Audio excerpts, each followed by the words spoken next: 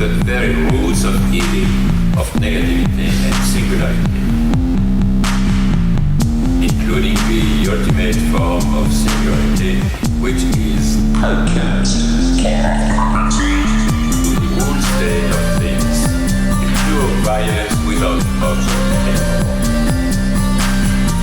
This is the typical violence of information.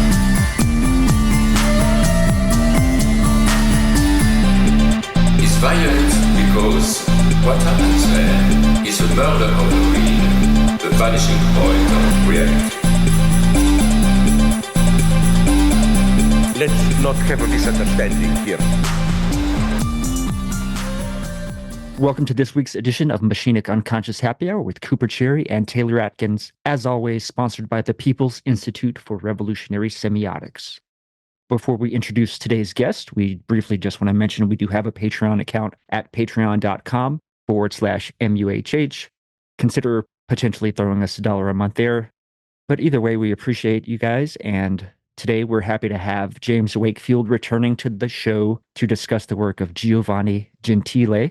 Last time James was on the podcast, we discussed his essay, The God, Emperor, and the Tyrant, The Political Theology of Frank Herbert's Dune Saga, and that was in the Dune and Philosophy, Minds, Monads, and Muad'Dib collection.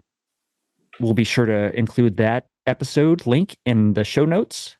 Just to give you a little bit of background, James teaches at the School of Law and Politics at Cardiff University. He has 2 books published on the work of Gentile, Giovanni Gentile and the State of Contemporary Constructivism, a study of actual idealist moral theory and thought thinking, the philosophy of Giovanni Gentile.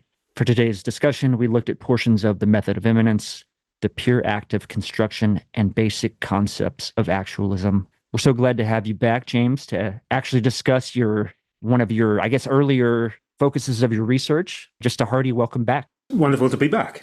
Since we talked about Dune last time, have you seen the sequel, the Dune Part 2 film? I have, yeah. I think I went to see it as soon as it came out in the UK. Do you have a take for us, maybe? I mean, I was pretty pleased with it. They have a lot of ground to cover. I didn't realize, I had maybe misremembered at the end of the first film quite how much ground they had to cover in the second film. So they had to pack in a lot of plot. Yeah, exactly. But I thought they did it justice pretty well. What did you think? I liked it well enough. I mean, as far as Hollywood adaptations and this particular iteration of Hollywood, I felt like it was probably the best we were going to get. Obviously, visually, it was probably, that's where it really shines, and sort of the spectacle that it throws up. But, I have my reservations, but I won't devolve the discussion to that. Listeners can find that in another episode, right? So. Yeah, maybe we'll link the other, because we spoke to a Dune scholar who focuses on feminism in Dune, and she had some pretty scathing takes on the films, the new films. So, I'll need to do some more homework. Right. It is interesting, James. Though your point about I didn't realize how much plot there was left to pack in. It reminds me of David Lynch's Dune, where the first half is going pretty smoothly, and it's like, oh shit. How much time do we have left? We have all this plot to jam in. Yeah, he really puts his foot down, doesn't he? just to get to the end of the thing. Yeah. Sure. Just part 1 of the Villeneuve was longer than the David Lynch entire Dune movie, which I think that once I looked up the runtime, I was like, oh well, there it is. I mean, that was the problem, but that's a story for another time, I suppose. Are you optimistic about the next installment? I have become utterly obsessed. Probably even. This is even after we spoke last time. I've become obsessed with Dune Messiah. Out of all the books, I'm just so in love with it that I'm so close to it. I'm just so doubtful that he'll be able to bring what I love about Messiah to the screen. It's not in that Hollywood blockbuster kind of book. It's a very dark, sad, tragic, slow-moving sort of drama. So I don't know. Yeah. We'll have to see how he gets on if he ever comes to do God Emperor. We'll see how that goes. It seems that Hollywood is mining popular culture for they're basically turning over the couch cushions to look for intellectual property. So who knows, maybe we will get a God Emperor one day. We may have done this a bit when you came last time, but I think it would have been more oriented towards Dune. But we like to give our guests the chance to discuss their philosophical origin story. So that could be if there's a moment that stands out in your life, maybe an event, you encountered a thinker, you read a book, you saw a film, something like that that sort of stirred your interest in philosophy broadly. And then if you want to also maybe parlay that into discussing how you got into the work of Gentile specifically. And again, I think you mentioned some of that last time, but that's not a big deal. Don't be afraid to retread that ground for new listeners. Sure. I think the first philosopher I read, I certainly talked about this then, was Nietzsche, as he is for an awful lot of quite self-serious teenagers, I suppose. I'll have come across one or two aphorisms of Nietzsche. I am fairly sure that it would have been in something like Baldur's Gate. It wouldn't have been while leafing through one of the great works of Western literature. But, I'll have just come across some of those aphorisms and wanted to sort of follow it up. The one about fighting the monsters and becoming a monster or gazing into the abyss. And like, again, a lot of self-serious teenagers, I'll have picked up a copy of Beyond Good and Evil. In fact, I think it was specifically the portable Nietzsche that I got, that includes like Thus Spoke Zarathustra. Oh, yeah. It's on so many bookshelves. And it's usually sold at like Barnes and Nobles even. Yeah. It would have been like Borders Bookshop in the center of Auckland that I got this. And yeah, I'll have dived into something like Beyond Good and Evil because, it's such an enticing title, isn't it? And I'll have read a few of the aphorisms and I'll have then turned to the continuous prose and will have bounced off because it becomes a lot harder at that point. It sort of presupposes more knowledge of ancient philosophy than I certainly had when I was 17. And so I put Nietzsche away. I sort of read that again in earnest a few years later. I made a mental note that I needed to come back to it when I knew a bit more about some of the things he was talking about. And as for the Gentile connection, well, my first degree, my undergraduate degree, was in political science. And by the time I reached the end of the first year, I was pretty well specialized in political theory, political philosophy. And I knew a bit about Italian fascism. I'd been to Rome on holiday. You can see the architecture. If you go around sort of secondhand bookshops in Italy, you will occasionally find, old LPs that include some of, Mussolini's greatest hits. They have a really peculiar relation. Well, maybe that's not a fair thing to say. They have quite a different relationship with that era than, say, the Germans do with their own, sort of totalitarian government. But I was particularly interested when I was an undergraduate in that allegation about Hegel, that he had in some ways prepared the ground for 20th century totalitarianism. And so toward the end of my degree for this extended essay, I wanted to write something about Hegel and totalitarianism. And in the way of these things, this was narrowed down to Hegel and Italian fascist totalitarianism, and then further to Hegel and Gentile's neo-Hegelian account of totalitarianism. And my impression at that time was that what Gentile was giving us was just kind of a bastardized version of Hegel's philosophy of right. He'd sort of taken the essence of that theory, he'd taken out civil society, and he had just sort of placed the state directly on top of the individual, rather than having this kind of triad of elements that you get in Hegel, where each of them kind of balances out the other two. Instead, it's really just all about the state for Gentile.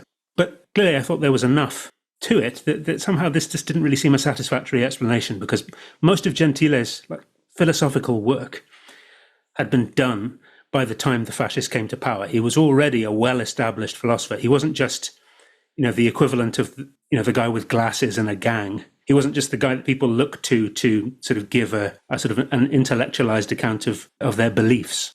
He was a kind of an established philosopher, and he seemed to think that his political career had been consistent with his philosophical commitments that he'd established in the 1910s, the 1920s.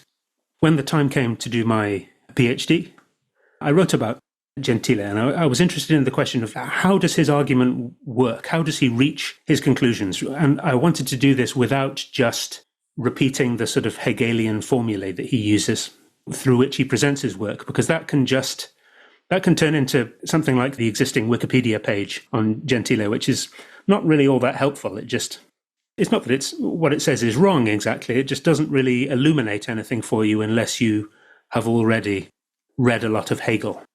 So the PhD thesis was the foundation, at least the foundation. It was really most of the book that you mentioned, Giovanni Gentile and the State of Contemporary Constructivism. And at around the time that I wrote that, I was also working with a number of other people. So one was Bruce Haddock, who was a co-editor on Thought Thinking. And all of the contributors to that, including Lizzie Lloyd, with whom I co-translated some of Gentile's shorter works in Thought Thinking. We produced that second book around the same time. That was initially published as a special issue of a journal, and then in 2015, that came out as a book. And that included 4 sort of essay or chapter-sized pieces of writing that Gentile produced between, I think, 1912 and, when was the last one produced? Sometime in the very early 1930s. And we looked at 2 of those. We looked at The Method of Immanence from 1912, and we looked at what we translated as Basic Concepts of Actualism, which was a much later sort of overview of some of the principles of his philosophy. As far as he is concerned, have remained much the same. Please excuse me, that was a very long answer to your question. No, it was perfect. No, that's perfect. I think we're supposed to be taking a look at philosophy of right soon. I don't know when. I had mentioned that's something we could look at, just following a kind of haphazard meander right, yeah, exactly. through ping-ponging off of different topics. And so all of that makes sense. And I guess that would be one of the things. I know that your next point was to bring up in broad strokes this question about what Gentile might mean by actualism or actual idealism or actualist idealism. Just to give you a moment to pause, James, and since you gave a nice introduction, I do want to lead with that, just to maybe that'll help us to get into sort of what he's doing. And obviously you won't be able to say everything at once, but maybe some interesting notes as in like little flavors of actual idealism. And one of the things that I thought was interesting was, and this comes out specifically in your writing on Gentile, chapter 2, which I assume was your dissertation reworked into a book. Yeah. So what in the introduction we called the pure act of thinking is a chapter from the book Giovanni Gentile and the State of Contemporary Constructivism, which, as I say, was very largely based on that PhD thesis. I guess I'll just lead before we go into what actualist idealism is. I think that it's interesting how you bring out in your translations and in your writing, obviously in Italian as in French, the notion of the word actual has meanings of both in the present tense, current, and actual versus, say, virtual or potential in the traditional ontological distinction. We don't really have that in English. If we ever did, it's at least archaic, right? And one of the things that's interesting, just to sort of bounce off another thinker like Nietzsche, who writes about philosophy and thinking as sort of striking, or how he is attempting to meditate on the untimely, or sometimes it's translated on the unfashionable. And what I thought was interesting was how you see something like this, say in Deleuze, when he's thinking about in the French, it's inactuel. That's the untimely. So it's, this is part of why Deleuze always goes back to that Proust quote. Why is it real without being actual, ideal without being abstract, when he's talking about involuntary memory? But Deleuze obviously puts this for his, say, theory of the event. And so I guess I wanted to use that as a way to set up perhaps a little bit of this question, this hint of the actual and actualist idealism and its stress on the present, if you will. It's a funny word, isn't it? It's attuale in Italian. As you say, it can mean just current or of the present time. In this respect, we might think that Gentile is just telling us that he's finally refashioned those old forms of idealism into something that is, the way it should be. It's the so it could also be modern, quote unquote. Yeah. Okay. Yeah. It's the most sort of it's contemporary idealism in that sense. Right. It's as distinct from that old stuff that, well, many of his actual contemporaries are still, he thinks, mistakenly, reproducing. It can also mean of the act. So at the heart of actual idealism is this idea of the act of thinking. He thinks that it is the act of thinking that continually creates the world that we live in. He's interested in trying to sort of make sense of consciousness as it appears to us in the eternal present, in the ever-changing present moment. And he sort of borrowed some of his language, I think, from earlier thinkers. And this is something that comes up certainly in the Method of Immanence. He's trying to sort of frame that. One challenge that we face, I suppose, when talking about actualism or actual idealism is that he uses these terms pretty well interchangeably. It's actualismo and idealismo attuale. And so do the people talking about Gentile. One of the problems that we have is that actualism is also, there's a very different thing called actualism, as distinct from possibilism. It's just a different debate. So if you look up actualism on, say, the Stanford Encyclopedia of Philosophy, you get the other kind of actualism.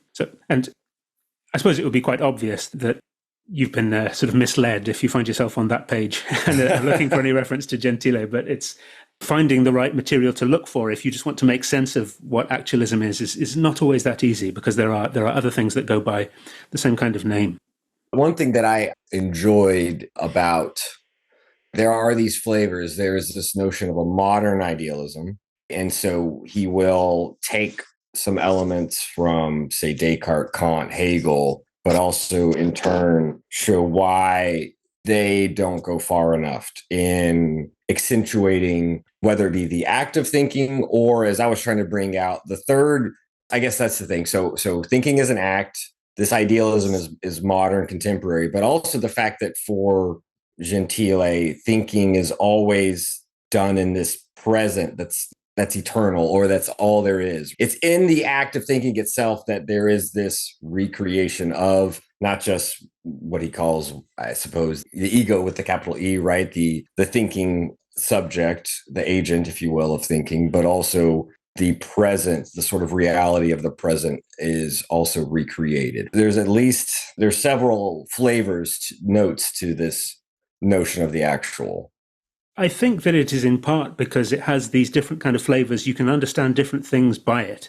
That it was for a while in, say, the 20s, well, in fact, until sometime in the early 20s for obvious reasons of history. So shall we say in the 1910s, up until the point where the kind of the nature of the Italian fascist regime sort of became clearer. He was quite sort of fashionable. There were people like, Gilbert Ryle, who wrote The Concept of Mind, H.J. Patton or Peyton, I'm not sure how that's pronounced, but who wrote things like The Moral Law. He was a Kantian scholar, so that's Paton. The poet W.B. Yeats, R.G. Collingwood, Oxford philosopher at that time. They were all very serious about Gentile. They thought that he was worth reading, and they had different kind of responses to his turn to fascism, I suppose. Collingwood is maybe the most famous of those. He wrote in his autobiography that there was once a very able and distinguished philosopher who turned to fascism, and as a philosopher, that was the end of him. No one could, I don't have the quotation in front of me, but this has been quoted so many times. I think I've got this pretty well down. Mm-hmm. No one could possibly embrace a creed so fundamentally muddle-headed and remain capable of clear thinking. As I said to you before the show, that seems to apply, that should apply just as equally to Heidegger, but that's another conversation. Yeah. You can see something in that idea of the act of thinking as something that creates the world, that creates reality for us, and this is something that's always unfolding, it's always going on. And this, might imply that we have a kind of a responsibility to kind of create the world in the best form we can, is to sort of think seriously about what kind of world we're creating. There's so many things that you can do with this kind of image at the heart of actualism. I think this perhaps explains why for a while it really sort of grabbed the attention of some philosophers, even in the English-speaking world.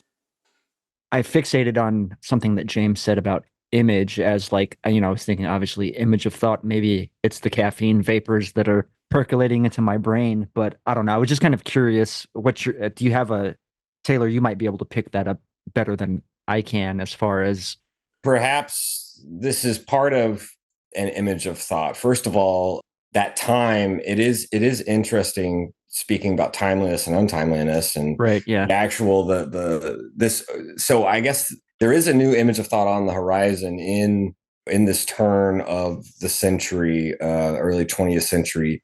And this is, James, you could talk about the movements of art going on in Italy with futurism, et cetera. I mean, you could think of that. I'm also thinking about the fact that someone like Bakhtin, I know you were trying to talk about Bakunin earlier before the show, Cooper, but Bakhtin in the early 20s over in Russia is writing this notion of a philosophy of the act.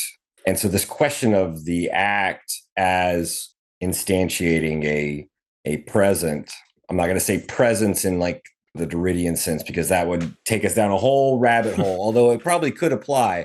But still, this notion of that which, and I think this leads to the next point, this question of the image of thought leads, I was trying to build, I suppose, the little components of the actual, James, so that we could perhaps then link that on to this question of immanence. Because for me, I saw them as complementary, that it seemed like Gentile's critique of these earlier thinkers, specifically this transcendence, whether it be a transcendent God, but also this transcendence, let's say, like of when Descartes says, I think, therefore I am, he's also saying, I know myself, I think myself to be a thinking thing, right? There is this, and Gentile seizes upon that and sees an element of transcendence in it. Even as Descartes is moving towards this act of thinking, there's still this kind of externalization that can't coincide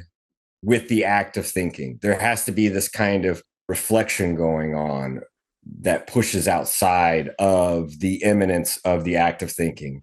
That's why I wanted to try to link these different meanings of the word actual, because it feels like that leads us into the trail of what Gentile calls absolute immanence.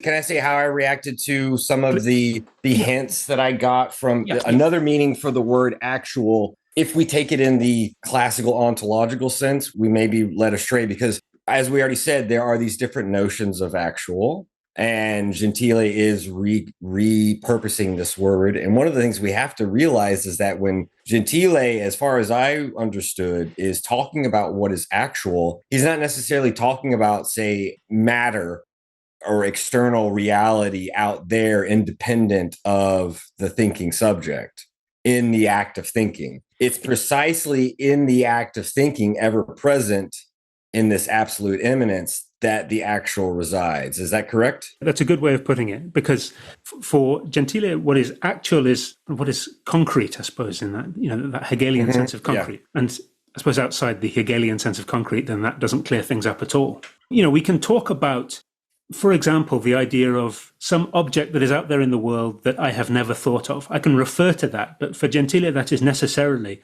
an abstraction in his special sense of that word, because I can refer to it as though it were something that, that I'm not currently thinking, but I have to be thinking the world into existence. I have to be thinking reality into existence all the time. You could imagine that Gentile is not really a fan of the kinds of example that I suppose 20th century readers of Descartes liked. You think of the brain in a vat, sort of reinterpretation of Descartes' sort of skeptical scenarios. Gentile tends not to invoke those kinds of things, but you can say, well, if I were just unaware of, say, some language, some culture, some place, some thing that is out there in the world, I don't know anything about, say, the cuisine of Papua New Guinea, for example. I just know nothing about it. It's kind of a blank slate as far as I'm concerned. I can reasonably say that, people cook and eat in Papua New Guinea. There is such a thing, presumably, as a cuisine of Papua New Guinea, but I can't really sort of think it. I can't sort of think it into existence. I can't sort of make it part of my reality, except as just a kind of, as this kind of vaguely formed idea.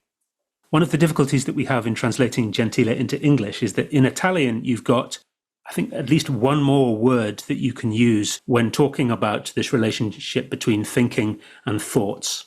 One of the problems that we have, I was speaking to a French sort of idealism specialist sometime around Christmas last year about how he would translate some of these terms from Italian into French. And he sort of said, well, you'd need to kind of torture French a little bit, but you could kind of do it. Because in English, we have the word thought that can mean like the thing. So that can be like a noun.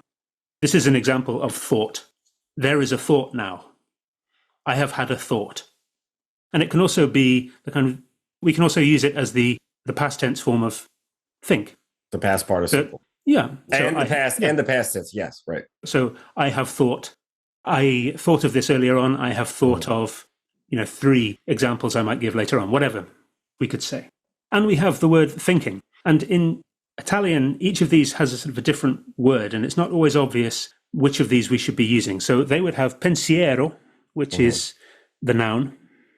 In some cases, that will be translated as philosophy. So, if they're talking about, there was a journal that one of the articles I sent you was in a journal called Pensiero Italiano. So, which might be translated as Italian thought. It might be translated as Italian philosophy, but it's just the thing thought.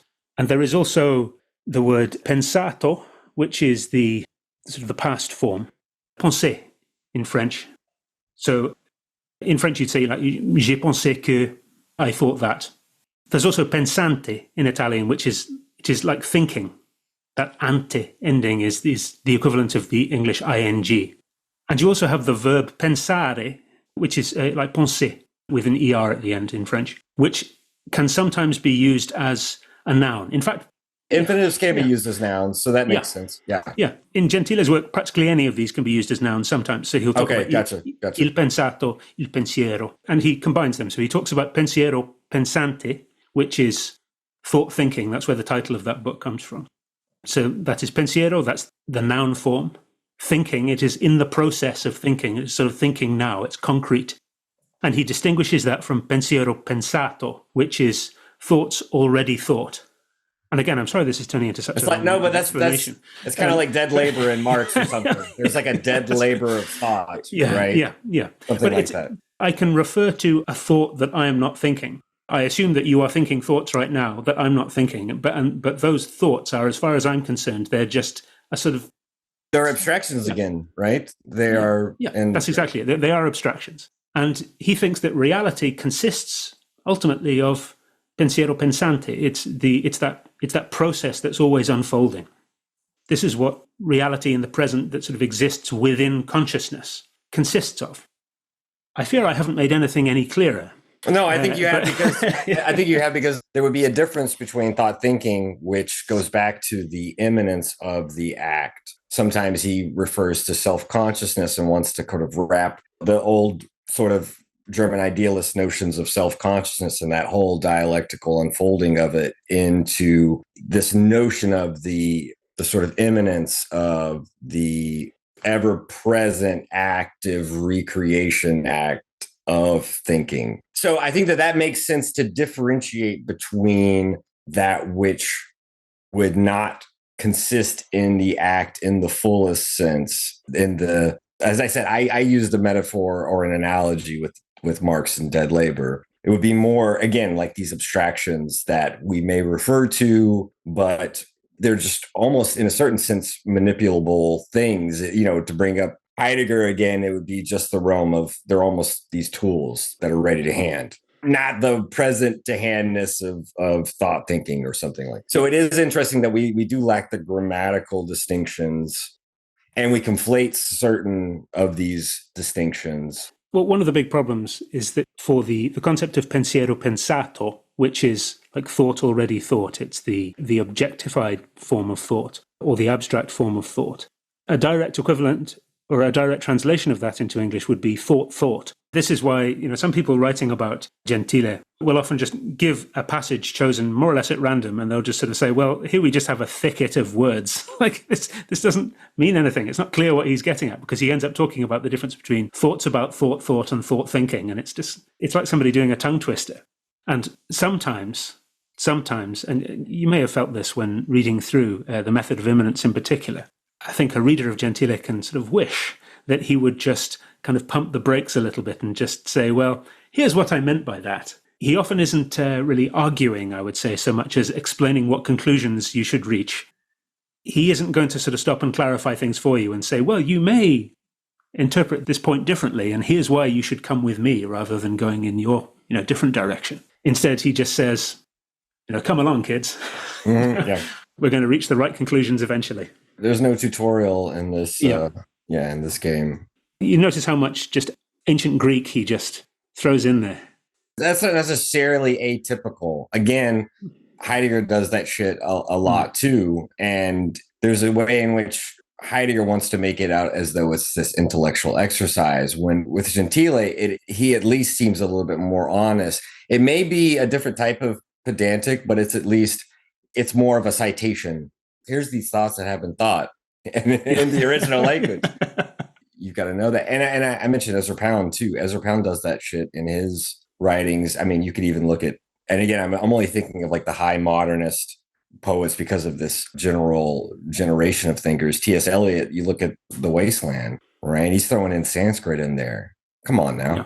At least you might even have a fighting chance if it's like Greek. You might be able to, like, if you know a little bit of the alphabet, but if you don't know some Sanskrit, you're just going to be left in the dark, right? And I think that's part of it, right? That's part of that. That's the noise to ward off the casual listener. So he's encouraging you to come away inspired and thinking, T.S. Eliot's a really smart guy. Well, yeah, exactly. That guy, he's a sharp guy. Yeah. So I guess that I suppose back to it, I do think that there is something about elaborating this linguistic distinction that can be lost on the English writer. One of the things I was thinking about, and it's not directly relatable, but there seems to be an analogy between natura naturans, natura naturata, that distinction in Spinoza between a kind of naturing nature and a natured nature. This question of we might say in today's parlance, a processual ontology at work in a kind of natura naturans that is sort of active in a broad sense, versus one might say with Gentile, the abstractions out there and independent reality that is not a part of that self-constitutive act of thinking. I did see some interesting connections. I'll have to bring them out later, but go ahead, James. I think that is a good connection to make. I suppose it's probably coming via Hegel. That's in some ways unfair because, like, Gentile can certainly read Latin. Like, he doesn't he has no problem reading Spinoza, and he will sometimes cite and talk about Spinoza in ways that he won't with some thinkers. But yeah, I think that is a good place to. That is a likely sort of source for that sort of way of framing the problem, because Gentile does it elsewhere with the will, for instance. He talks about the kind of the will as distinct from the willing, and the same kind of constructions come up again and again, much to the delight of any translators.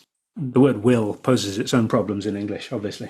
That's true in the Method of Infiniteness. He has a section on Spinoza followed by Kant and then Fichte, Schelling, Hegel. And so we do get a little bit about the will with Schelling, but it's really in the basic problems where I forget the title of the essay, but his lecture on morality when he was talking about problem, it was called. Yeah, the moral problem, right? So he discusses these questions of atheism, religion, Buddhism. And in the background, if we're thinking about this question of the will, obviously and I think any discussion of, say, Buddhism and philosophy kind of is already tainted in advance by Schopenhauer's influence, right? So this question of sort of the activity of the will, there's that Schopenhauerian source, and then there's the Schellingian source. I do think it's interesting how he wants to see willing and knowing as part and parcel of this entire immanent movement of thinking. Yeah, he wants to sort of pack them together in this one act that is going on all the time. Yeah. This kind of all-inclusive act that is just the unfolding of reality.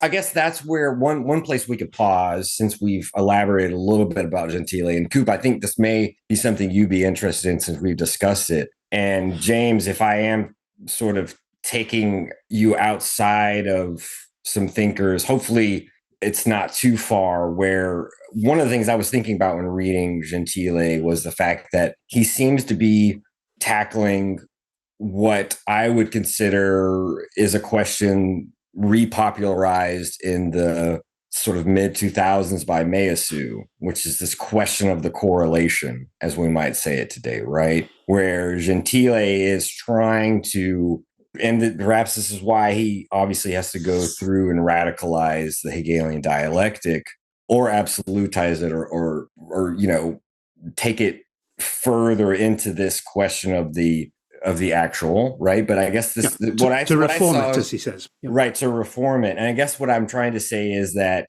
it does seem like he tackles the correlation and seems to take the route. There's like the weak correlationist route, which is Kant with the thing in itself and these other movements. And then obviously for Meillassoux, Heidegger falls on the side of the strong correlationist. I would say Gentile is a strong one, but he doesn't necessarily do the same things Heidegger does. And I'm not just lumping them together because of the F word. It is this question of the correlation does seem to become all there is if thinking becomes, it's not only is it self-creative, but it becomes where reality, time and space become immanent to me as the creative thinking agent. So the correlation is subsumed within sort of the reality of the ego through spirit, quote unquote.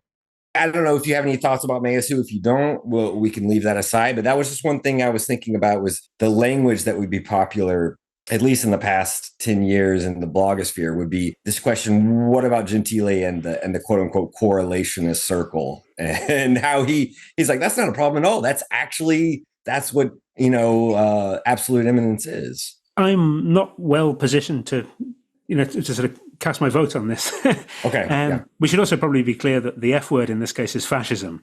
Just in case anyone was... I didn't want to bring up Heidegger yet again. Yeah. It's just that we had been discussing him, and in fact, Meillassoux, Kant and Heidegger are on the ends of the spectrum of the correlationist spectrum. But, anyway, go ahead. But just in case anyone was coming back to the podcast after having stepped away, could you explain a bit more about this idea of correlation? So a correlation between what and what? So, for example, will it be subject-object, for example, just in the most basic terms, right? So for Meillassoux, if we look back to, let's just say, Kant as and obviously you can look at Descartes or whoever, but Kant inaugurates the birth of modern philosophy, if you will, or the Copernican revolution, which for Meillassoux is actually a Ptolemaic counter-revolution, because he wants to say that Kant and the critical turn actually sort of, and Gentile says some things in his section on Kant in the pieces we read for today that seem to indicate something similar to this, that in this, so to speak, critical revolution, this critical turn, there is in fact a kind of one step forward, two steps back. And basically for Meillassoux, this question of the correlationist, is, and he brings up it's not even like a thought experiment, but we could say that, where he calls it the archifossil. This question of a sort of an artifact that, and I say that in the broadest sense, not necessarily a human one, that would carbon date, quote unquote, back to the time before the advent of life on Earth. So let's say 5 billion years old, right? If the accretion of the Earth is 4.6 or something like this. And his way of bringing this up is to argue that for the correlationists, let's say a Kantian, in thinking with the architectonic of the critical philosophy, would sort of posit that, in fact, that sort of age, quote unquote, of that archifossil is a little bit misleading, because in fact, it requires a subject. It requires me in the present to be thinking it, to give it a kind of reality that it would not have were it not to have been thought, whether by modern science or whatnot. This is Meillassoux' way of sort of dramatizing the problem of the correlation, because it is this question of that which would or would not exist, have reality, however you want to put it. And I'm speaking very broadly and paraphrasing very broadly and probably botching him a little bit. But in any case, it would be this question of the reality of things that would not just precede human life, but all life in general. For someone in thinking in the correlationist framework, like a Kantian, who sort of enmeshes us in it for Meillassoux, that sort of archifossil would, in a certain sense, not really come into existence until it entered the correlationist circle of, let's say, human subjectivities, someone to think it.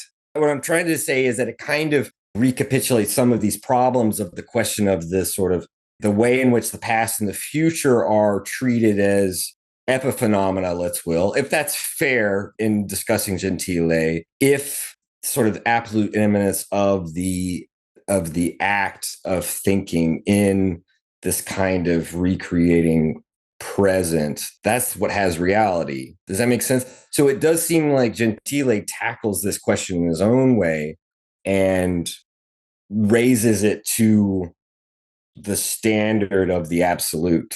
but by internalizing it to the thinking subject in its activity. Hopefully that some of that made sense. I think it does. I mean, it sounds like they're talking about a similar kind of problem there, although they're coming to it from a somewhat different starting position, obviously.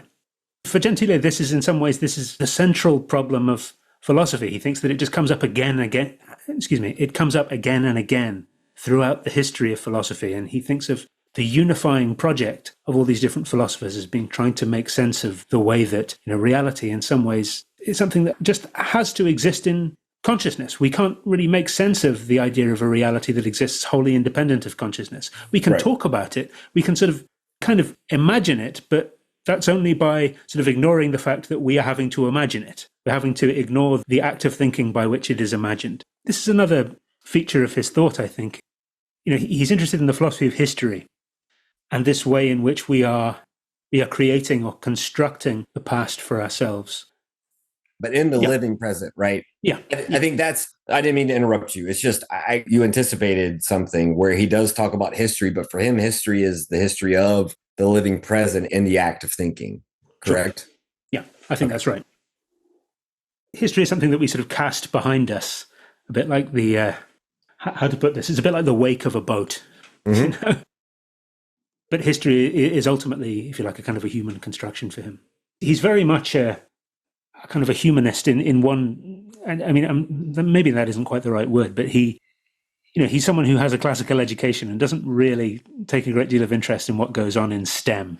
I think you said it, though. Human construction is nice because it goes to the title of your work, where you argue he is a constructivist. And so I think that part of what we are discussing in these things is this question of, if history is the history that has reality in and through the living present, and not, say, the archaefossil out there 5 billion years to sort of meet the correlation that's in the present, that gives a sense of the humanism, the flavor of humanism that he would have, where he would eminently be a constructivist that privileges the human insofar as it is the site of the agent of thinking.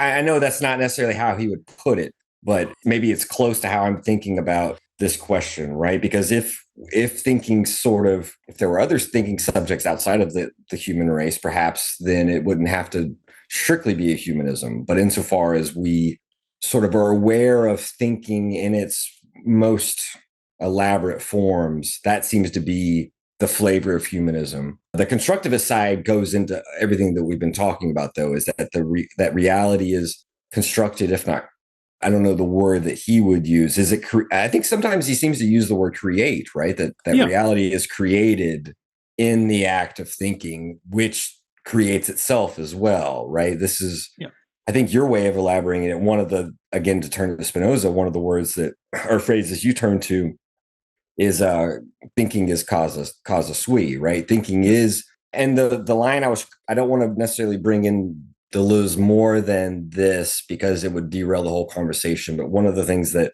Deleuze elaborates out is that thinking auto-constitutes itself. It's just that we would have to get into minute detail about what's the difference between constitution, right? Because Deleuze is also a post-Kantian in a way, just as Gentile is, obviously in different trajectories. So it would be a difference between what constitution is, which takes us into the Deleuzian vein, and what creation is for Gentile. And I guess that would be the interesting, I'm trying to set the springboard now for the broad notion of constructivism.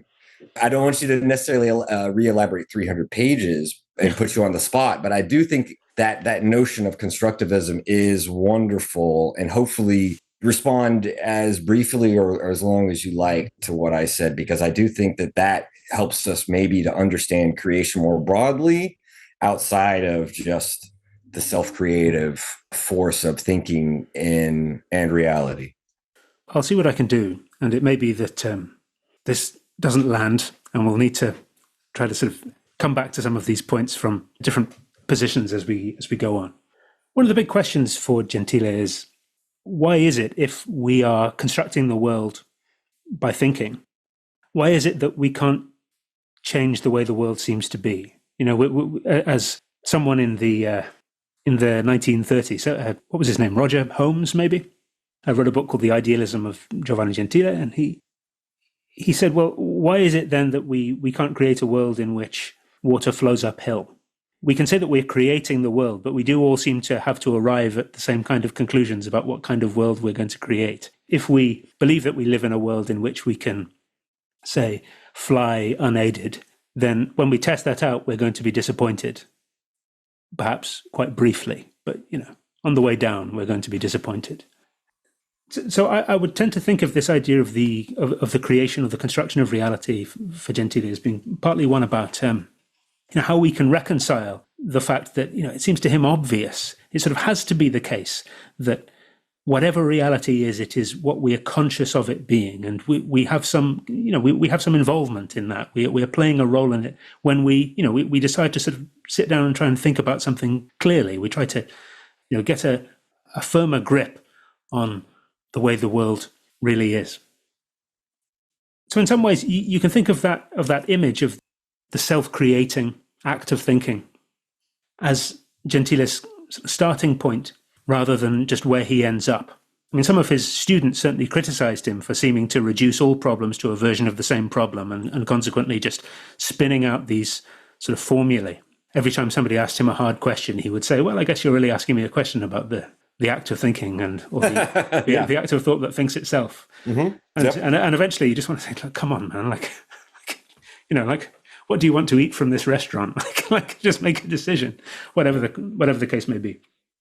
He wants to show, I think, that despite the fact that each of us is sort of bound up in our own consciousness, he doesn't think that we just have to stay there in a sense. He's not a solipsist. He doesn't think that it is just open to us to create the world as we would like it to be. He thinks that we have to extend our notion of what the self is or what the thing that thinks is. What in some of those translations we've called the ego. Yeah. The Italian word that he would use there is l'io. So that is L''io. So that's just literally the I. The I, yeah. Yeah, and he'll sometimes capitalize that and he sometimes won't, depending on, I suppose, whether, in the same way that we will sometimes capitalize ego and we sometimes won't, depending on whether we mean something like the transcendental ego or the empirical ego.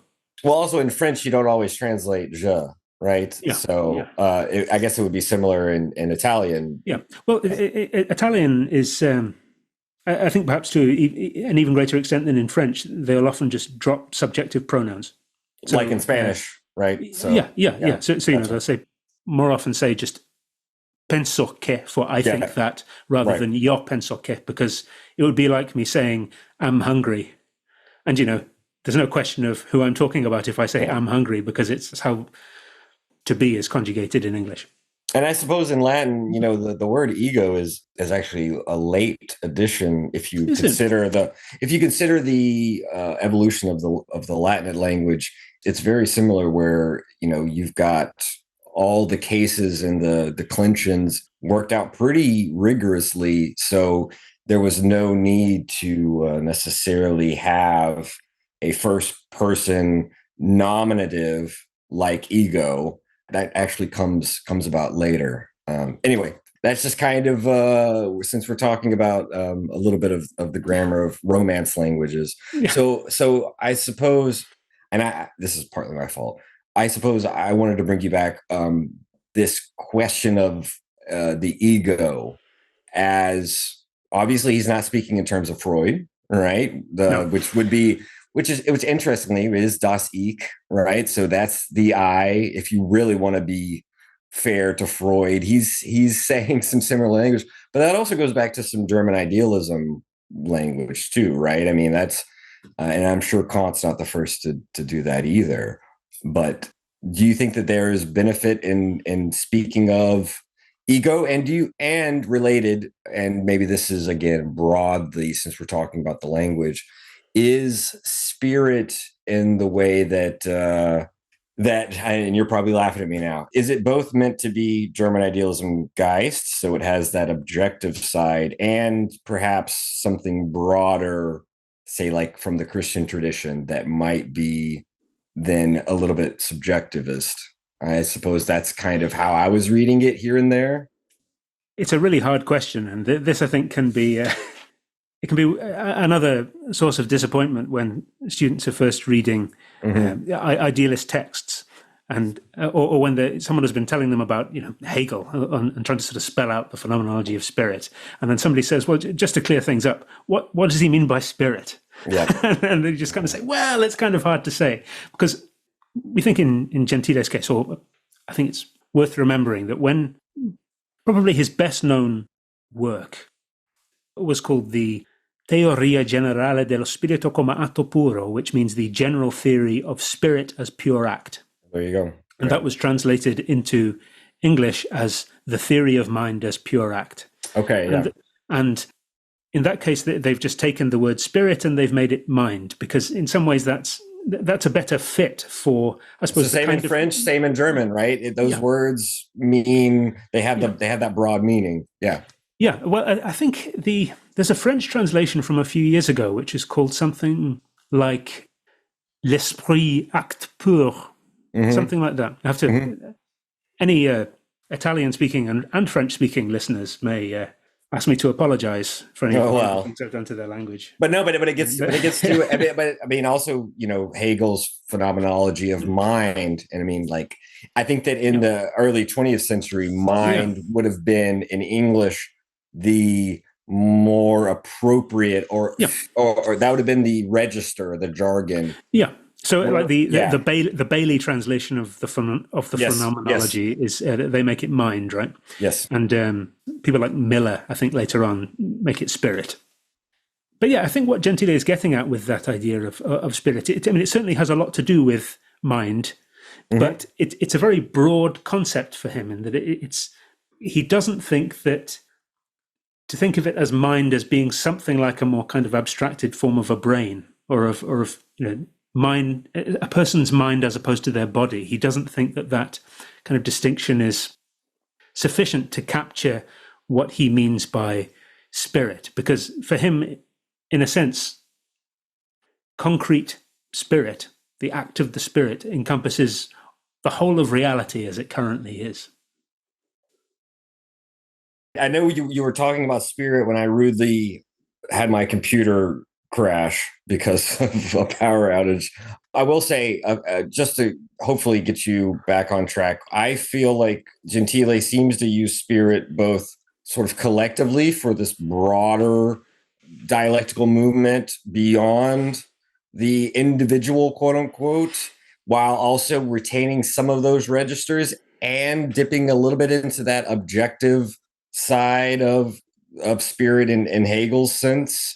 So I kind of feel like he's able to use that word in multiple registers beyond the individual, but also not just collective, because I think that if I understand him, when he's thinking about, say, the categorical imperative, it is in that sense, not that it's somehow pre-elaborated or outside of us to be discovered, but something we elaborate in our relations with others. This is why he's not solipsistic, as I found it, right? That the categorical imperative has to be part of that creativity and constructed in the act of thinking, which is a kind of, which I know that a Lacanian reading of Kant brings that out, but it's not very clear in Kant himself that it's something that the categorical imperative is something that we do and make rather than something that we find or that's imposed on us. Yeah. So the concept of spirit for Gentile is certainly very broad. And sometimes he seems to be using it in a way that's pretty well interchangeable with a word like mind. And sometimes he's using it in a broader sense, as I say. So he will, in some cases, refer to, a spirit among other spirits. In that case, that could just be like, a self among other selves. But for him, that has to be an abstraction, right? Because in a sense, there is only one self, one spirit, one consciousness for each of us, because each of us is, in a sense, sort of situated. That Heideggerian sort of idea of throneness, I think can be useful. Is it Geworfenheit, something like that? Geworfenheit, thrownness, Yeah. So he's using it in a few different ways, but in some of his work, he certainly draws connections, or at least I think implicitly. I mean, I know other people have disagreed with me about this.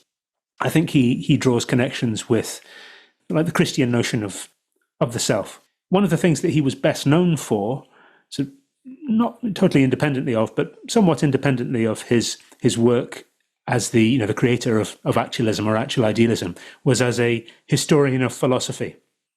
He wrote quite a lot about the history of philosophy, and I don't think any of that has really been translated into English. Mm-hmm. So he talks, for example, about medieval philosophy, the medieval world, the kind of the medieval spirit, and how, for someone like Dante, at the bottom of everything is the Spirito Santo, the Spirit of God. The capitalization will help if ever reading this. It's this kind of privileged spirit. And he can talk about the spirit of a certain age.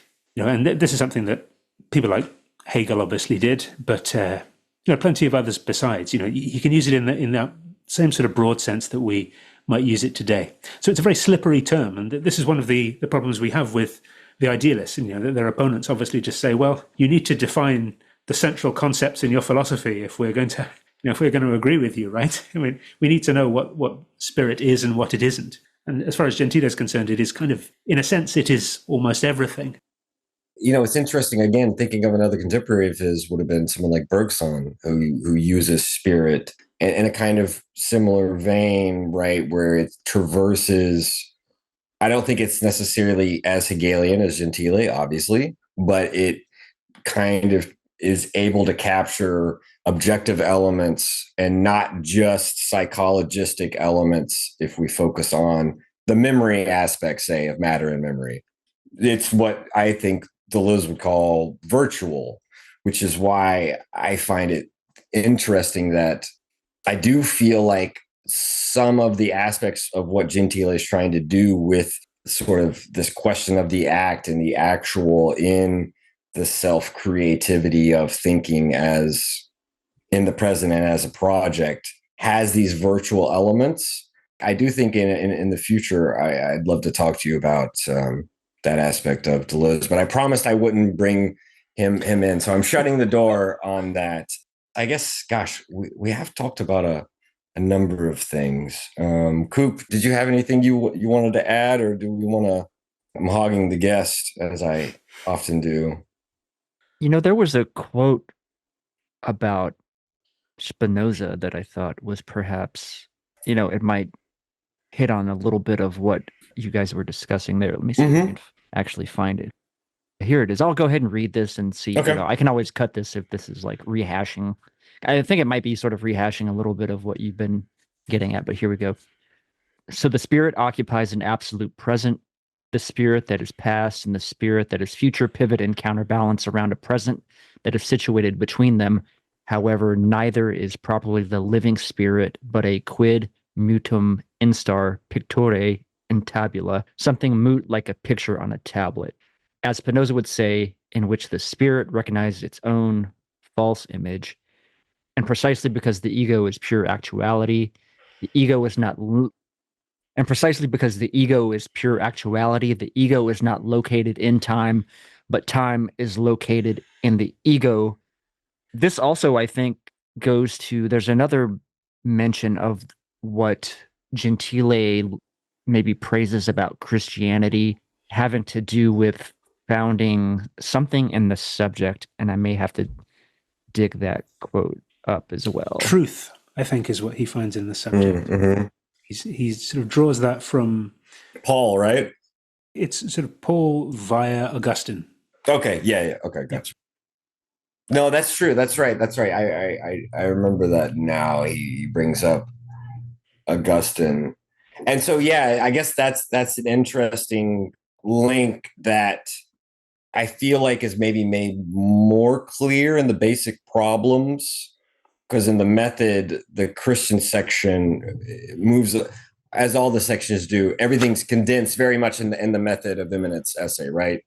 But I do think that that's a good point about, there you go, in interiore homine habitat veritas. There you go. Truth resides inside man. And I guess that perhaps there's a whole discourse in philosophy of quote unquote man that probably could just as well work as ego or spirit, one of those, or sort of border them, right? This question of the human.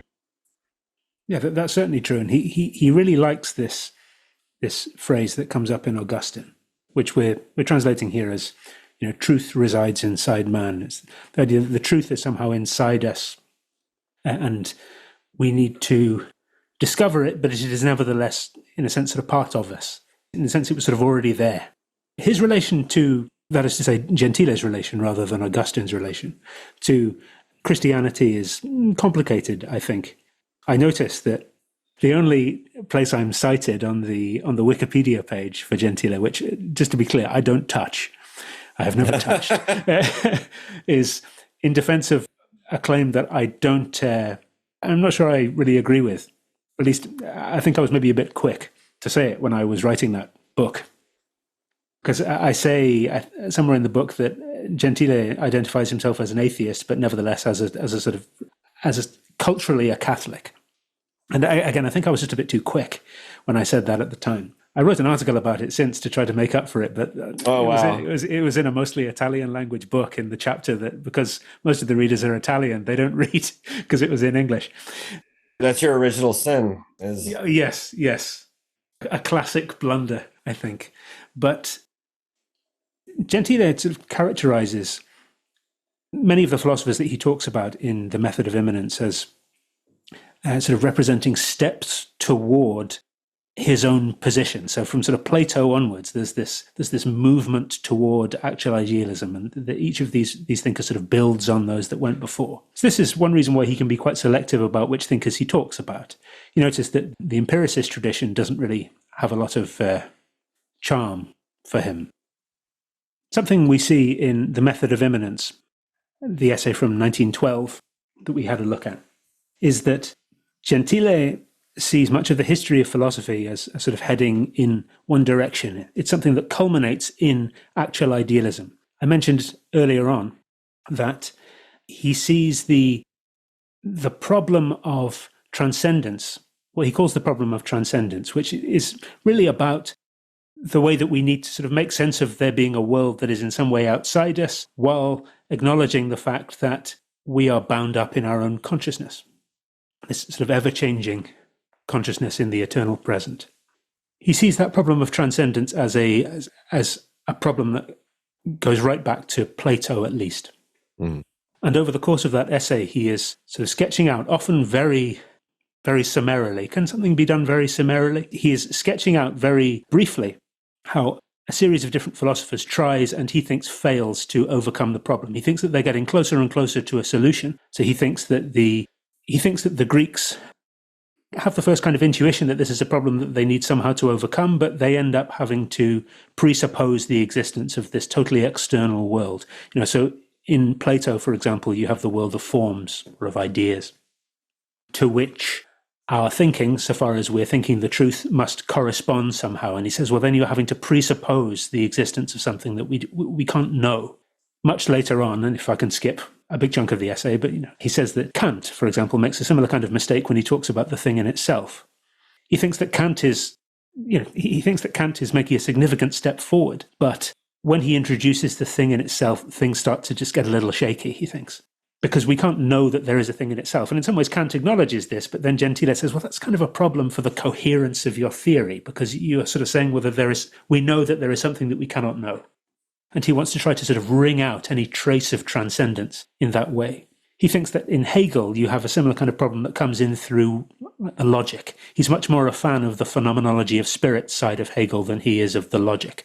I mean, it's not that he doesn't take the logic seriously. He just thinks that, once again, you start to see sort of hints of transcendence coming in there. But to go back to Christian philosophy, he's talking about Augustine and Thomas Aquinas and that sort of scholastic tradition. And again, he's sketching this out in, I keep using the word broad, but in broad terms, broad strokes. He thinks that one of the great things that Christian philosophers did was to see how the thing that we are looking for, when we're trying to find out what the truth is in some sense something that it is within us. It is something that exists in spirit. He still has problems with the ways that they formulate this, and Because very often what you end up doing is just presupposing that there is a fundamentally unknowable God that is out there and saying, well, I'll just have faith in God. But he doesn't think that sort of makes, he doesn't think that we can really make sense of that. He doesn't think that just say that you have faith in something amounts to sort of really believing it, or at least it doesn't amount to really sort of thinking it. He thinks that it needs to be something that we can think through, that we can sort of give our endorsement. As I may have said earlier on, his position on religion is quite difficult to pin down precisely. Very late in his life, he gave a lecture called My Religion, La Mia Religione, in which he defends himself against the attacks of people in the Catholic Church who sort of say that his philosophy is fundamentally irreligious. They are responding in part to the fact that actualism had been at least sort of nominally endorsed or promoted as being this sort of special privileged Italian philosophy, the kind of the philosophy of the state somehow. I don't think it is obvious that actualism really has a lot of direct implications for politics. You can sort of do something with it. You can sort of extend it to some kind of political theory or some view of political life. But I don't think it's obvious if you were just reading this stuff, which is written in the 1910s, that the author would go on to become a fascist. He doesn't have any truck with biological racism, for example. Like the idea of race isn't something that really fits with actualism, because he thinks that it is ultimately about thinking. It's about how we conceive of ourselves. It's something that exists in consciousness. He describes the Italian people or the Italian nation as being something that exists because people see themselves as being Italian. This is not to say that I'm quite reluctant to get into the old Gentile and fascism debate, because that is a real can of worms. What I certainly wouldn't endorse is this view that this proves somehow that Italian fascism was, nice, or that it was fine, or that fascists aren't racists. I mean, that is the way that Gentile is sometimes invoked, I think, in sort of bad faith, or it's a way in which his ideas have sometimes been used or sort of at least pointed toward by people who are looking for a sort of a respectable fascist philosopher. It is certainly very hard to see how one could take biological racism seriously as an actualist. No doubt there are ways you could do it, but you'd need to go out of your way. It would need to be quite an intellectual form of, for example, anti-Semitism. As I say, this is maybe not something to explore too much. No, but I think that goes to why you do believe there is at least some merit in discussing his ideas. Because if he were putting forth actualism as a means of providing the scaffolding for this kind of racism, this kind of supremacism, then we might say, well, maybe we shouldn't spend so much time on it. But there's something that you hit the nail on the head, where anti-Semites, racists don't need that kind of intellectual, philosophical consistency. They're not, you know what I'm saying? They don't need that kind of consistency. They're good with their bad faith. If modern day neo-fascists, if we can call them that, or if modern day, say, anti-Semites are looking for a philosopher, Gentile is not really much use to them. Right. I think it's the wrong place to look. And if people if people say that they are fascists in the kind of the sense that we're using the term today, and obviously that is a whole can of worms once again. I certainly wouldn't want this to become let's try to define fascism once and for all. If people say that Gentile is their guy and they remain committed to all the other things that are sort of freighted with what we might call fascism, then I just think that they're shopping in the wrong store. Seems a bit more of a LARP to, it would be like the cachet one would get for being able to name drop the quote unquote philosopher of fascism. Yeah, well, rather than actually investing in the ideas. It's in the same way that a lot of people who spend, a lot of their free time in the gym may own a copy of Machiavelli's The Prince without really having a lot of interest in, in the details of his work. Or, Sun Tzu's The Art of War. That's another one. Often books that are, left quite lonely on the bookshelves. I don't think I've ever told you this, Coop, and James, I'll add you to this. My father-in-law, who still is a practicing Jungian, was trying to find a gift for me to sort of say like, hey, I'm thinking about you and I want you to further your mental health and its flourishing and all this. And he bought me a book called The War of Art. And I tucked that away in a box in my library somewhere. I'm sure I could find it if I had to. My life depended on it.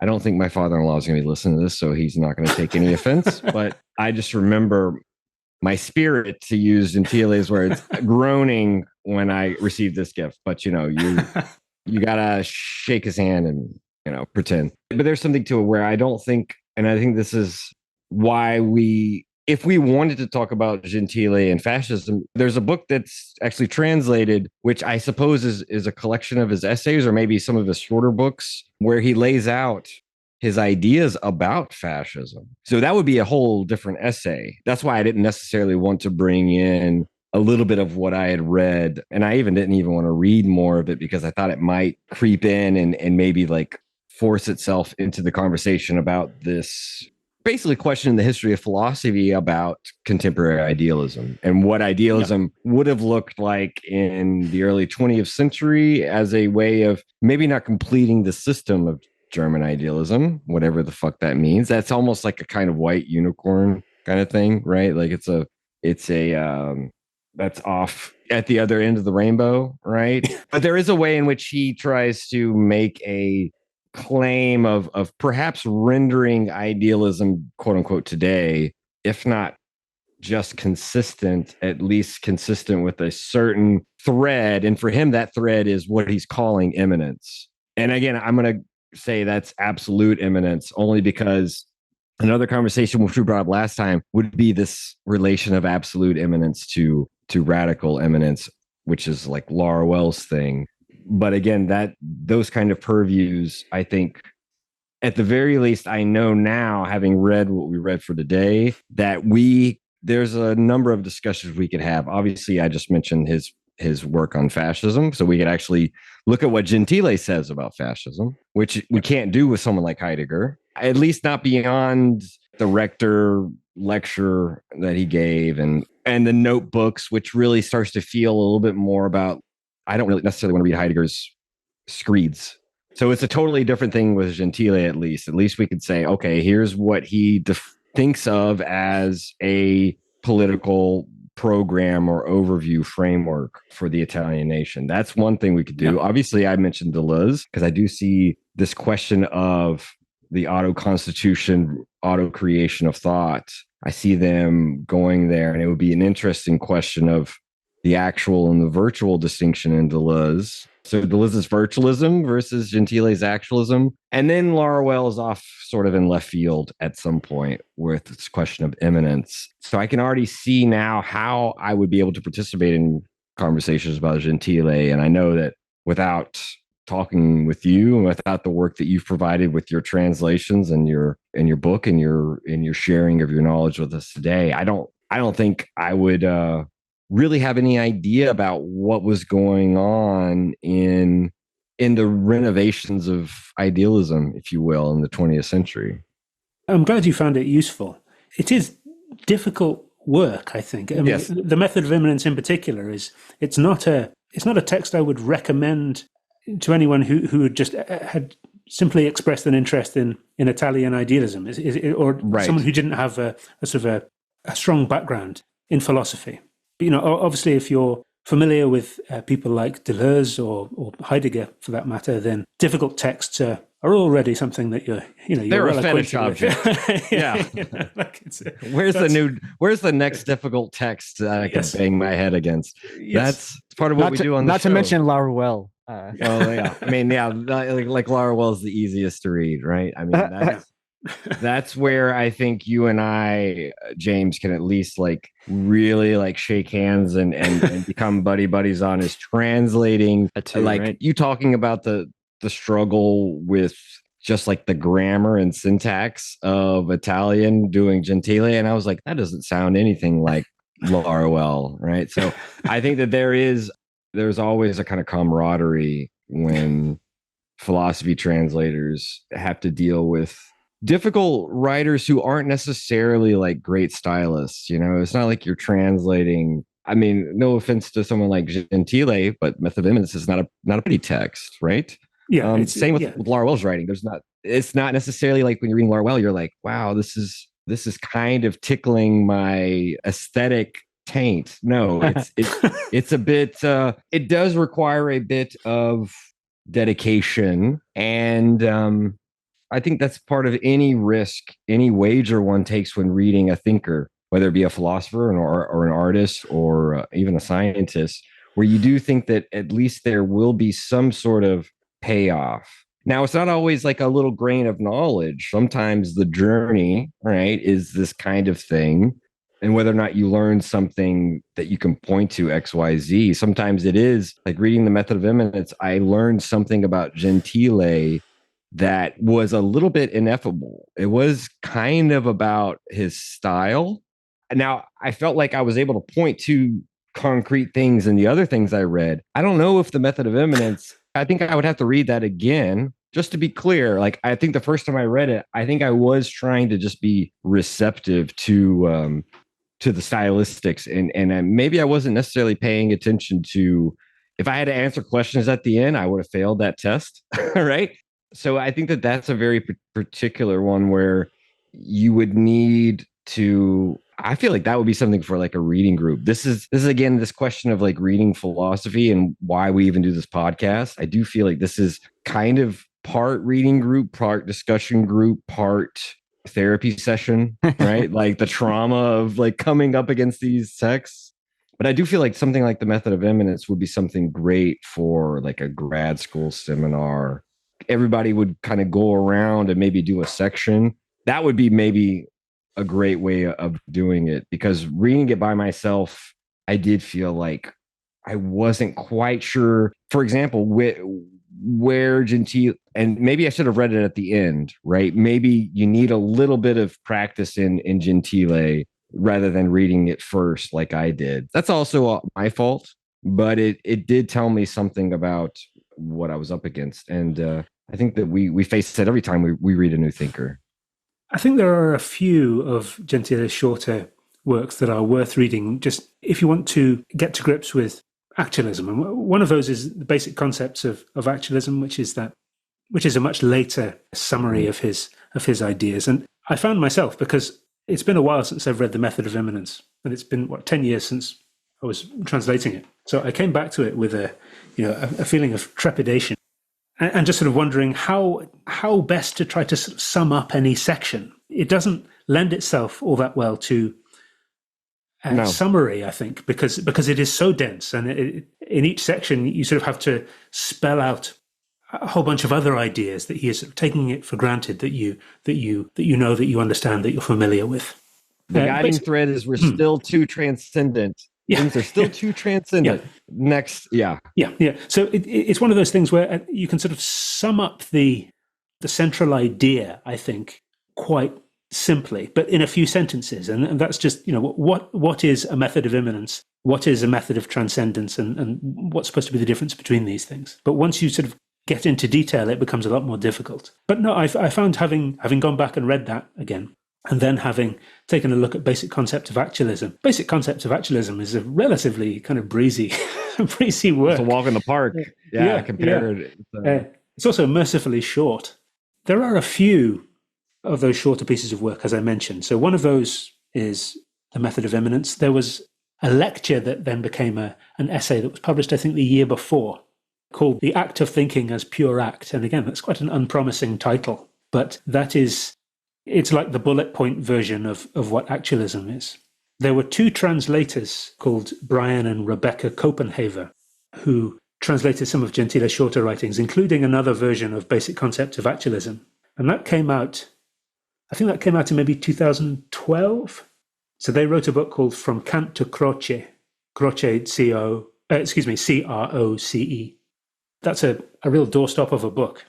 And it includes some translations of those shorter pieces. So that can be useful if you want to sort of get a sense of how some of those texts work. They also translated the Manifesto of the Fascist Intellectuals, which was something Gentile wrote in 1925, which was really it sort of represents the real breaking point between him and Benedetto Croce, who wrote a sort of counter-manifesto, the manifesto of the anti-fascist intellectuals. That in some ways represents the point at which they came to be identified as the intellectual leaders of the fascist and anti-fascist movements in Italy. So yeah, those things are all sort of worth a read for sure. But yeah, it's stylistically unlovely, I think you might say. I was translating something late last year, which was a long essay by one of Gentile's students called Guido de Ruggiero. And he was also an anti-fascist, ultimately an anti-fascist. I mean, he, at no point was he a fascist. And he wrote a long essay called, in English, Science as Absolute Experience. And he wrote that about the same time as The Method of Immanence. I think it was published the same year. And it is about 30,000 words long. So it's, maybe 100 double-spaced pages on, on Word. And yes, I did not enjoy the experience of translating that text, partly because I had to sit down and just transcribe the whole thing in Italian. And you just kind of go into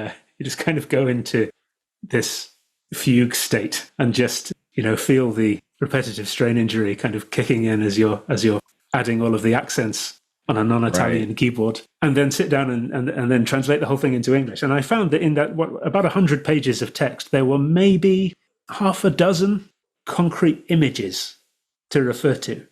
The obvious example of this is that at one point he sort of invokes the idea of a phoenix rising from the ashes, but he just doesn't mention the phoenix. He just mentions the ashes. And it's like, come on, you had one opportunity to come up with something that we can kind of visualize here. And the rest of it is just talking about, in very much sort of actualist language, the question of what science is. And there, rather like Gentile talking about, pensiero pensante versus pensiero pensato, De Ruggiero is talking about la scienza scienzante, or, la scienza scienzato. He's talking about it as something that is being done and something that has already happened, has already been done. Science as something done or made or finished. The done deed and the deed doing or some shit, right? That's exactly it. That's exactly it. Gotcha. It's, with Gentile, I sometimes regret the fact that you can't use the word thunk in English, because it would sometimes be useful to be able to talk about thoughts thunk. I think Coop and I, as Southern boys, we would completely understand. And you might be surprised. I assume some English speakers, they might be more familiar with the word thunk than who'da thunk, right? I mean, that's a colloquial phrase. Neologisms in philosophy are a necessity. So I fully endorse. What is it? Would it be thunk thought? Thought thunk versus thought thinking. There you go. There you go. Coin that. There it is. Yeah. Thought thunk. I think you do need to denature English a little bit, right? To be able to do that, because you said that when you were talking to your French colleague, didn't they say the same thing to you, that you would have to rework French to be able to capture Gentile's distinctions? Yeah. Well, it's in French. Is it the noun form of thought is penser, and the past participle would be penser. Yes. So P-E-N-S-E with an acute accent, right? That's right. And then depending on the conjugation, penser, which would be, instead of the E would be an A-I-E, but if you pronounce the same, would be the past tense. It's not as bad as English, but it's still close, right? Because that's still a homophone, even if you can read it out. Well, and then you've got like the I suppose the gerund form, but they don't have in French like a continuous present tense in quite the same way, right? Gerunds are interesting because they would be indistinguishable from the infinitive. I think that's where English is interesting, because but our gerunds look exactly like the present participle. So English is just a complete fucking mess, and that doesn't help either. But it's all the work I've done in translation, and I haven't done a huge amount of it. I've done this. I've done some work on De Ruggiero, and more recently I've done some more De Ruggiero.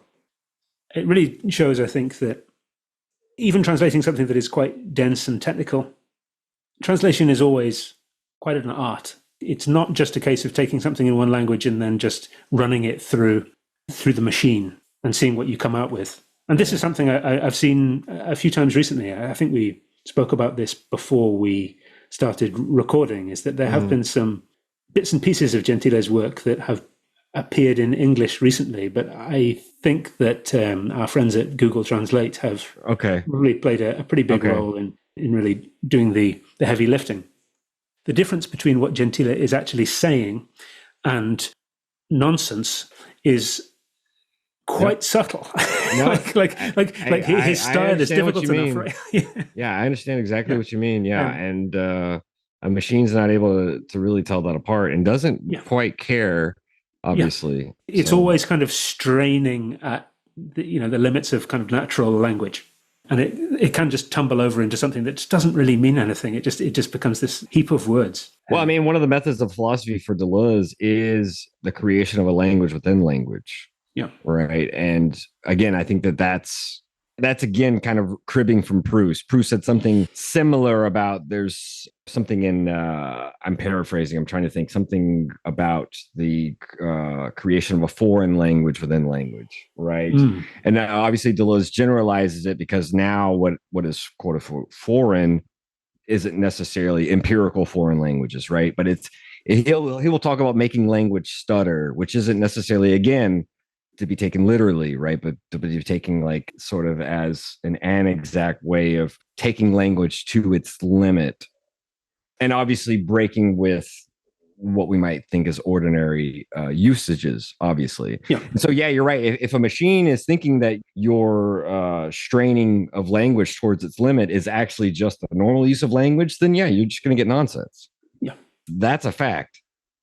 One thing I don't know if I talked about this at all when I was last on, but one thing I have found interesting sometimes is whenever I have needed to translate anything by Benedetto Croce, who kind of collaborated with Gentile for a long time and then, as I said, broke with him.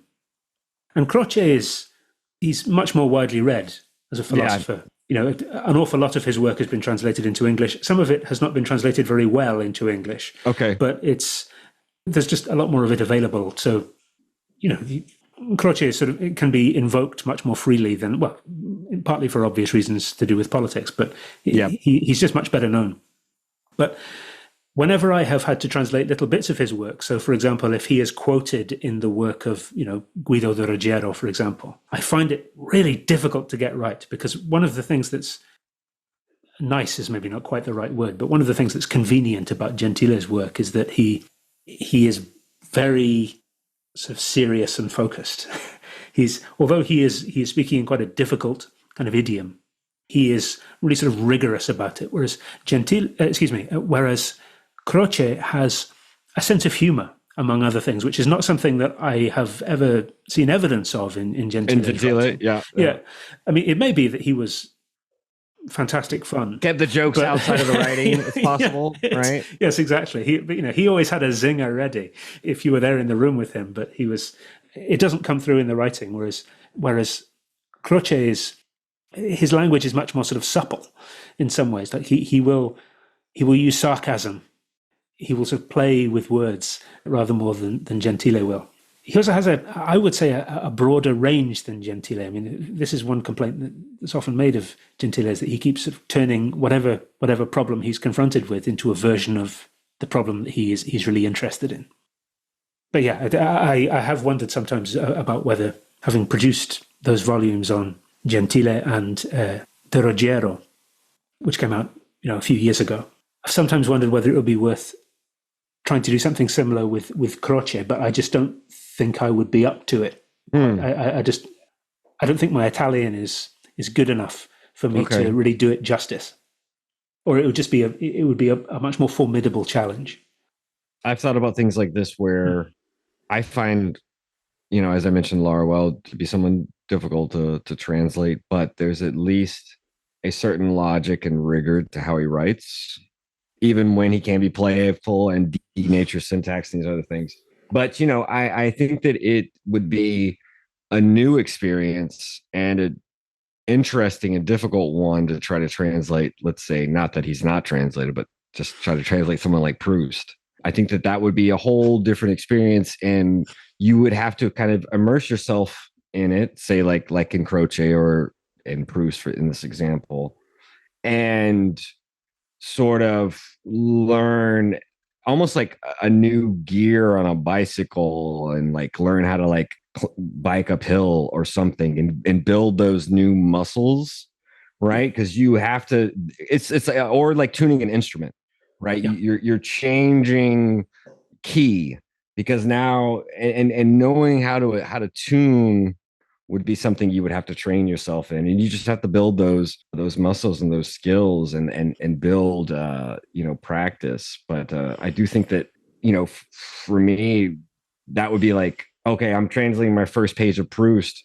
The first time it might take, let's say, 2 or 3 hours to really like feel like I've got a good draft. But as you go along, and this is how I'm sure you learned how to translate as well, where you start to translate a little bit faster, you start to revise a little bit faster, you start to kind of know, you attune yourself to it. And so, yeah, I wouldn't say give up yet. Obviously, like, don't give up ahead of time, just because Croce is a little bit more supple, as you said.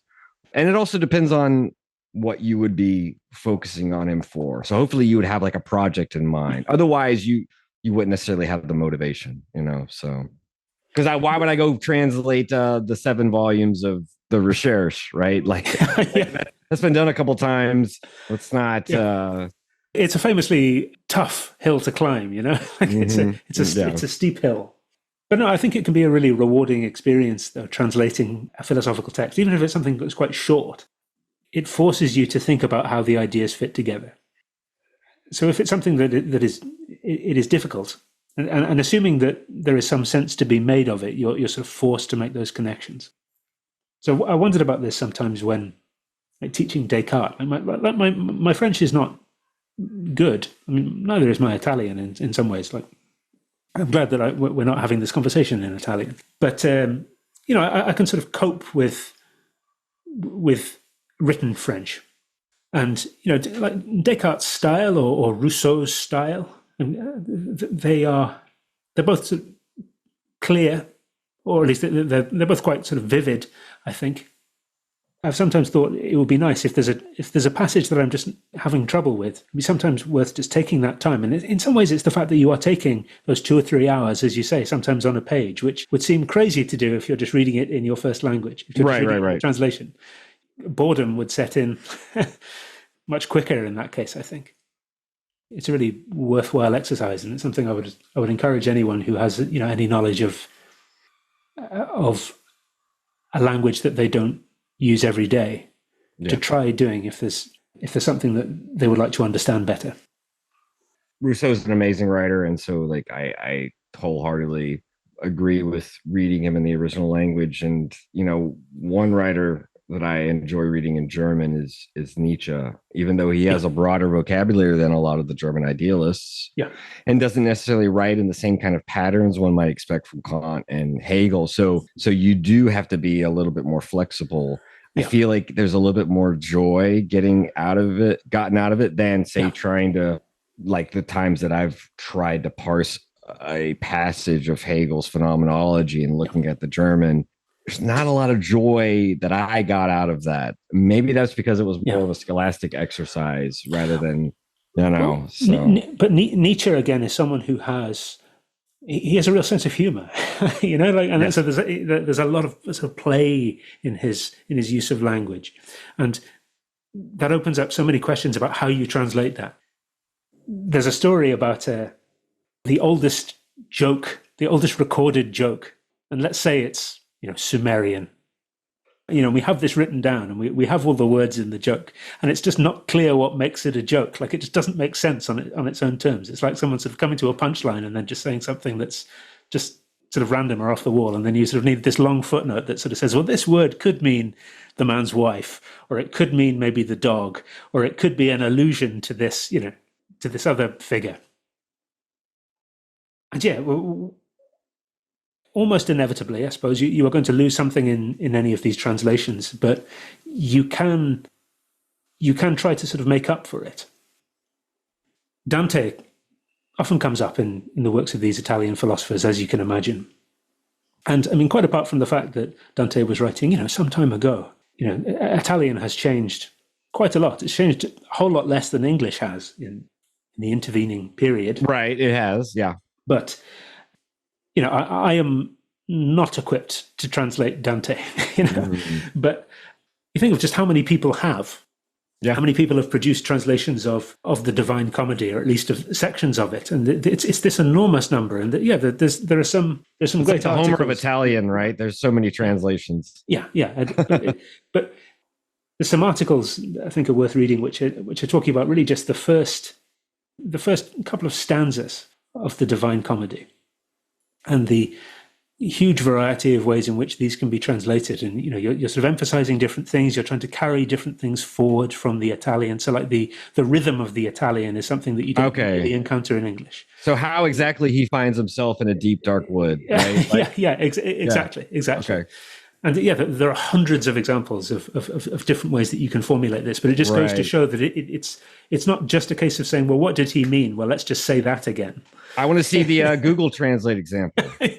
I wonder how equipped it would be for the, I'm not going to say archaic Italian, but let's just say that's early Renaissance Italian, right? I mean, that's so 700-year-old Italian. Like I'd be curious about its ability, let alone modern.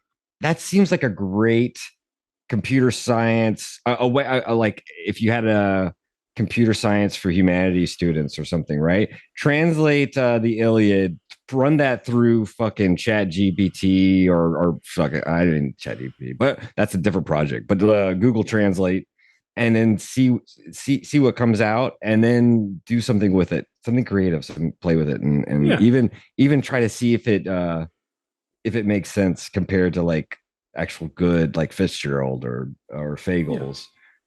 Well, it's one of the interesting things about these AIs is that you can sort of say, well, write me a poem. You can ask it to, you aren't simply plugging in the words and sort of saying, well, what do these words mean? You can just sort of say, well, rephrase this in iambic pentameter. And it will, it can try. So it raises all sorts of really interesting questions just about the way language works, about the way these ideas work. But as I say, I would recommend translation as a sort of philosophical exercise. Mm-hmm. I think it can be really rewarding. I mean, it may not feel like that when you're on page 72 of a sort of a 100-page impenetrable essay. Hey, you're almost there. If you're on 72, man, you're over the hill. Close. And unless you skip those footnotes and have to go back and do those, and then you're really only on page 50, right? That's anyway, James, I know we could continue in this vein, and really enjoyed having you come visit us again, and hopefully we can get you in before the next 18 months, right? We'll try to shorten the lapse of time, and we can figure out something maybe by then. No, wait, Coop, when is 2026? Maybe we'll just have to read Herrick and they can discuss it or something. We'll figure something out, and we'll have you back, because I really enjoyed having you on. And I'm glad we had a nice little outro about translation. That was nice. Yeah, it's been a pleasure. So great to see you both again. If you'd like, actually, before we officially do close, if you are working on anything that at the moment, or upcoming projects that you'd like to maybe tease or what have you, please feel free to do so.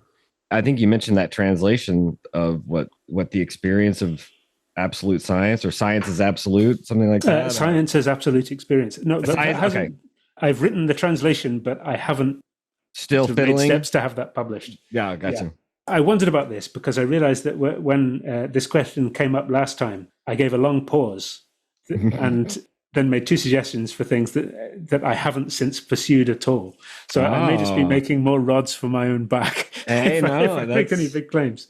But no, there was, this year is the 100th anniversary of the publication of R.G. Collingwood's book, Speculum Mentis, which was his most sort of actualist adjacent book.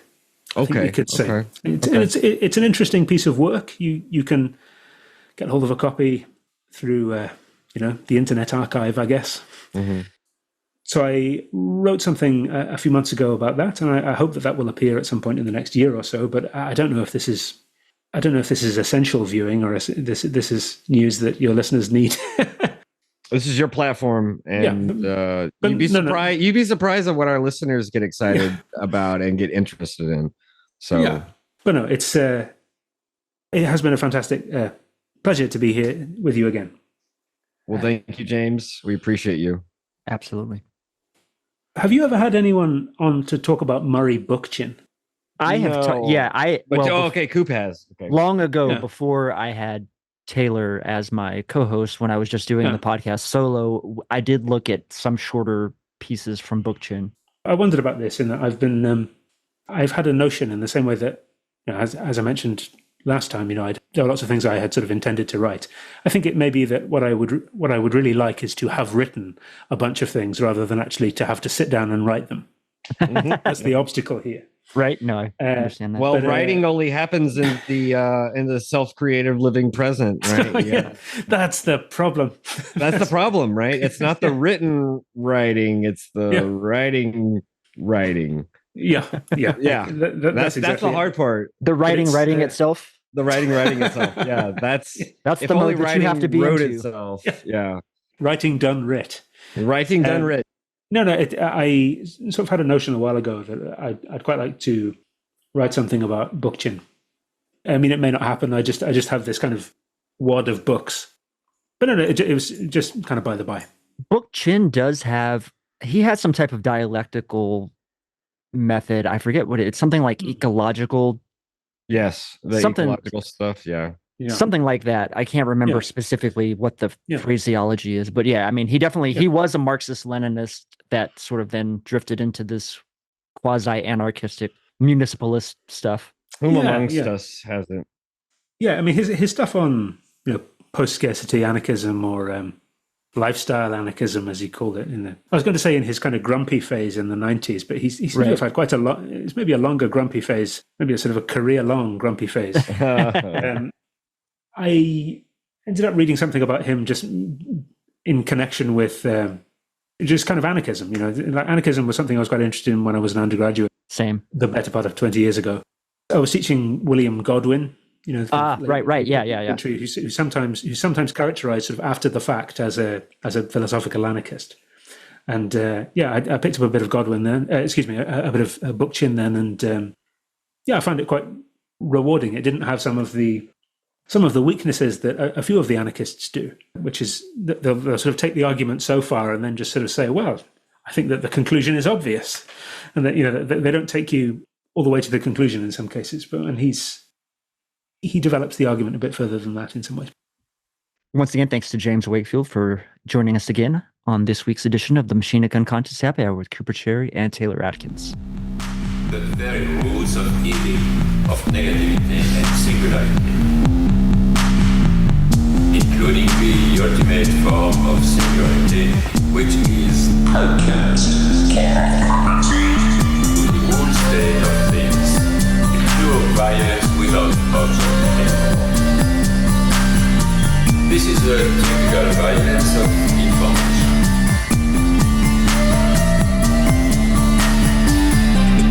It's violent because what happens there is a murder of the real, the vanishing point of reality. Let's not have a misunderstanding here.